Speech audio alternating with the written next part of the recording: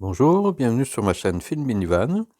Donc aujourd'hui, j'interromps la série sur le chauffage et je reviens à la navigation terrestre.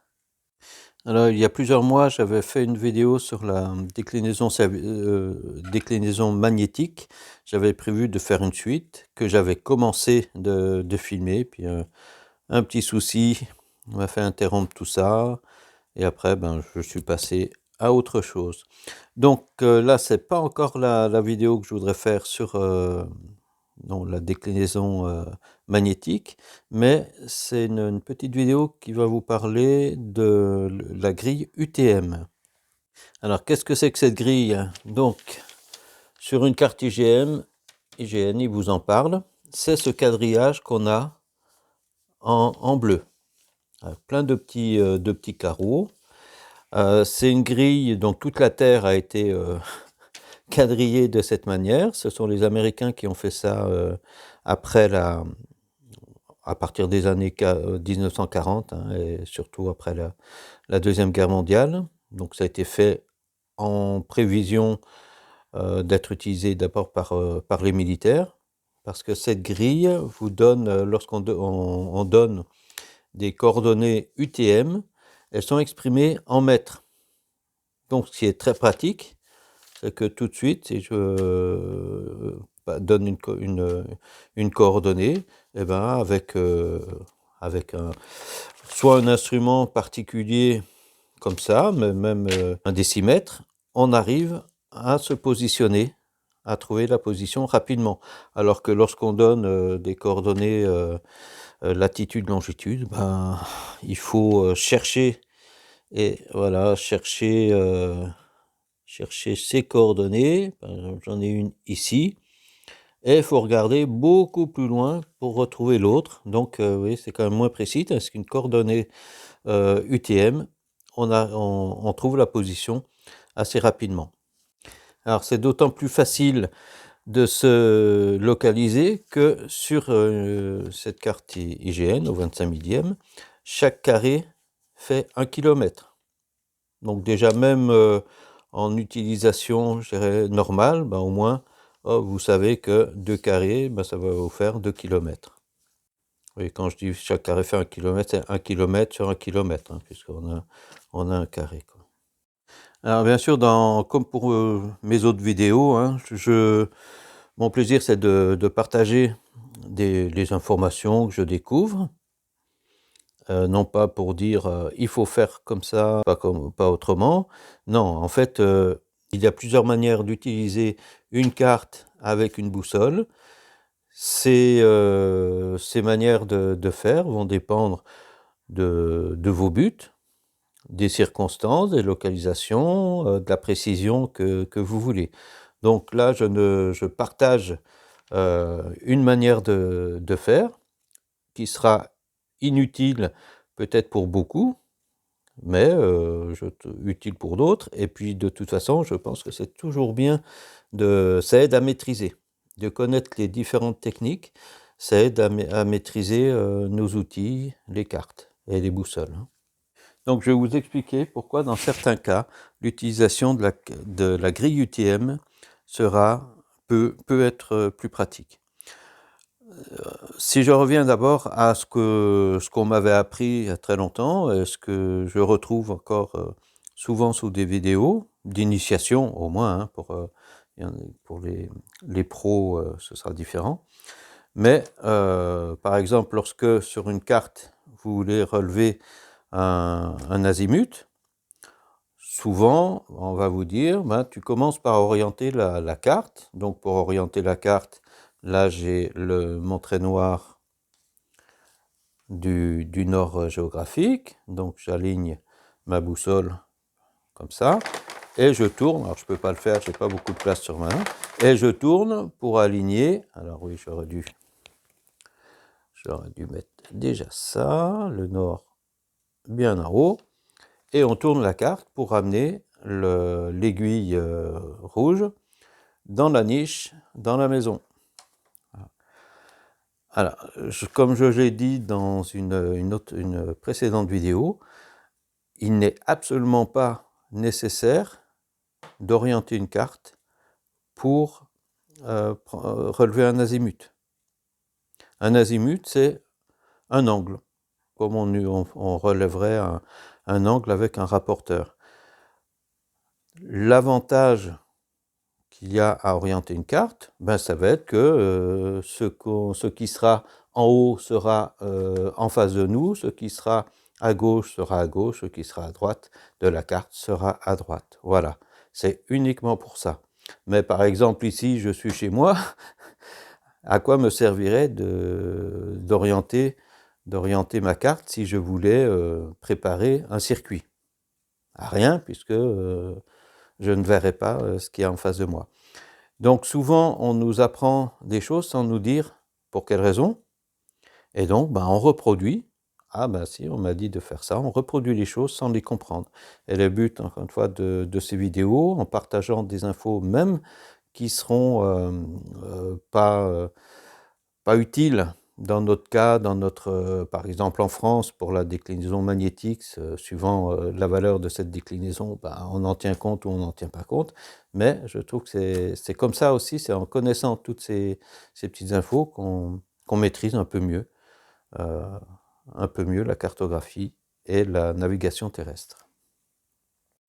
Alors, si je continue donc sur souvent ce qu'on voit, on oriente notre carte, et puis cette fois, on va prendre un azimut. Alors, je vais faire n'importe quoi, hein, simplement, c'est pour l'exemple.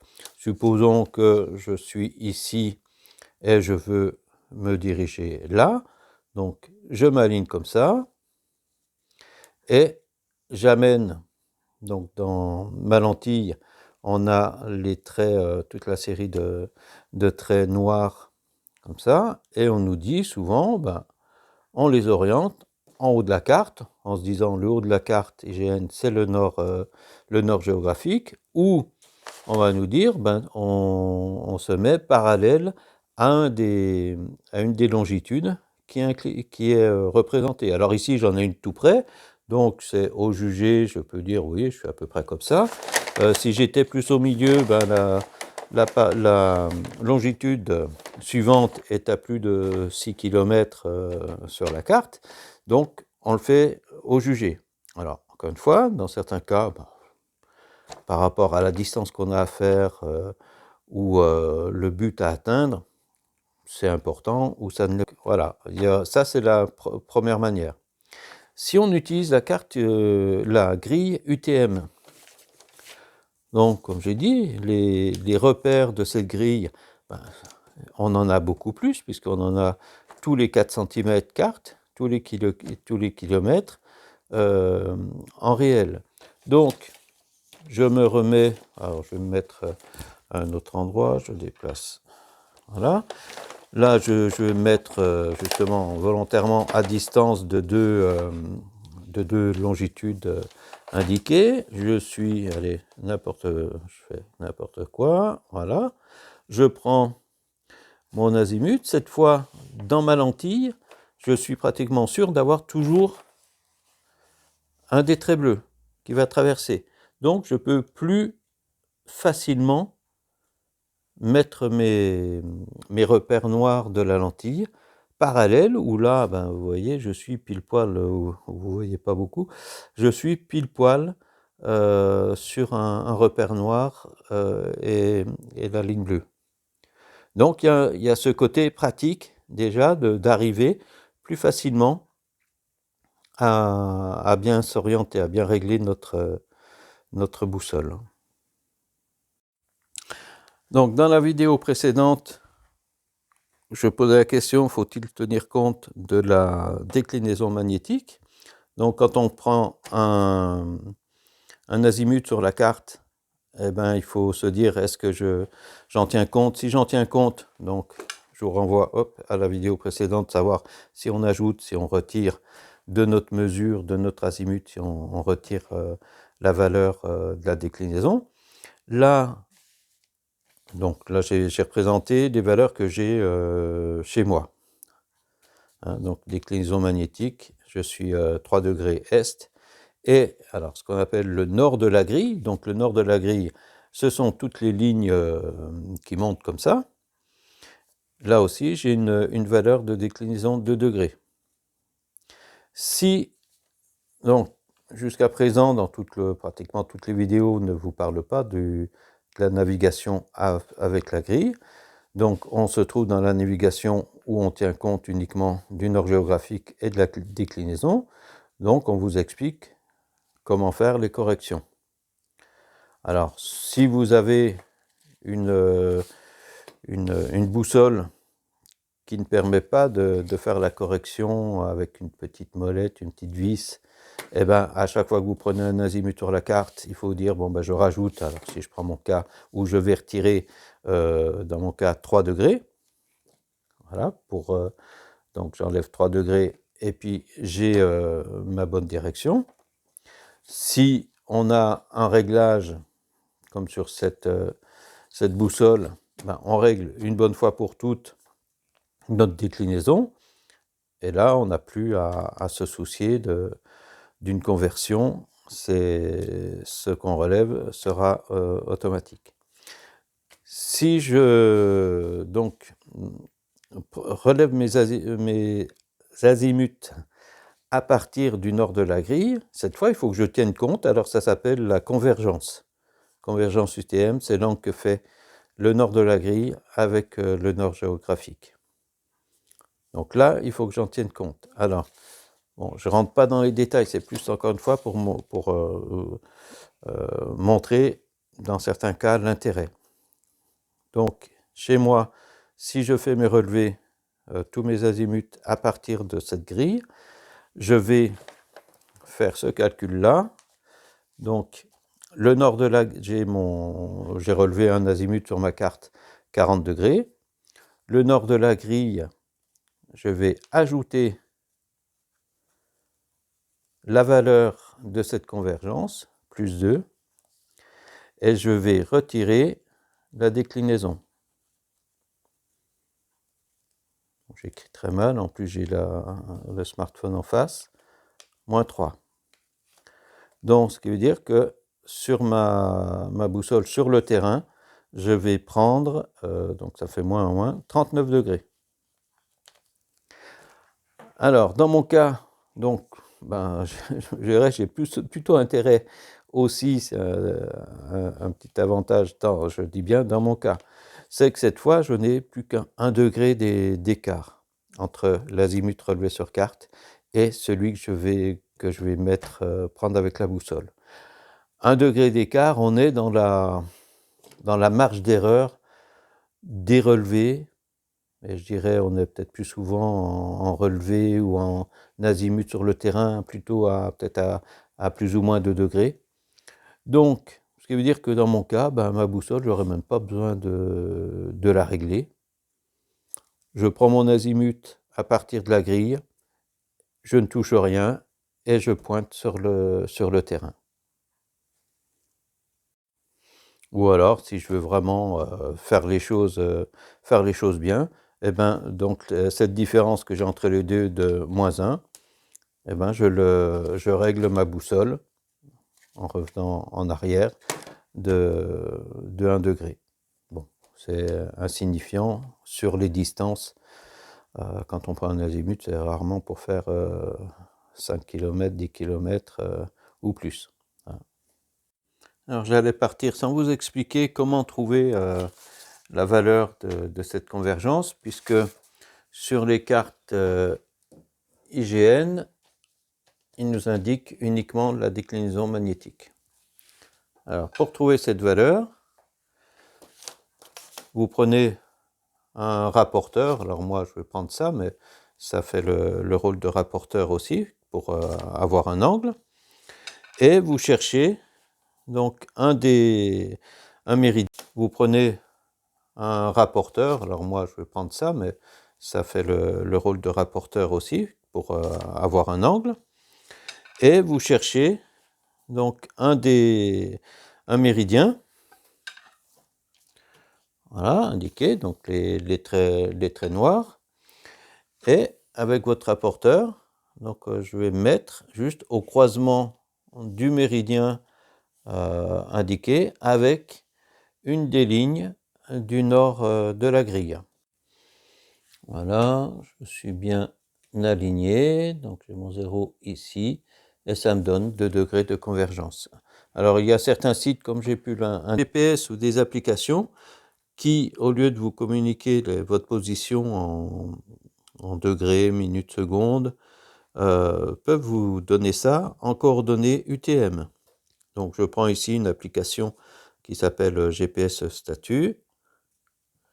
Je vais dans le menu, paramètres. Ah oui, j'ai mal tapé.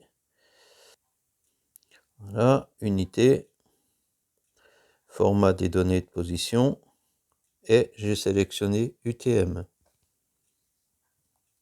Donc, puisque je suis en intérieur, il ne me trouve pas.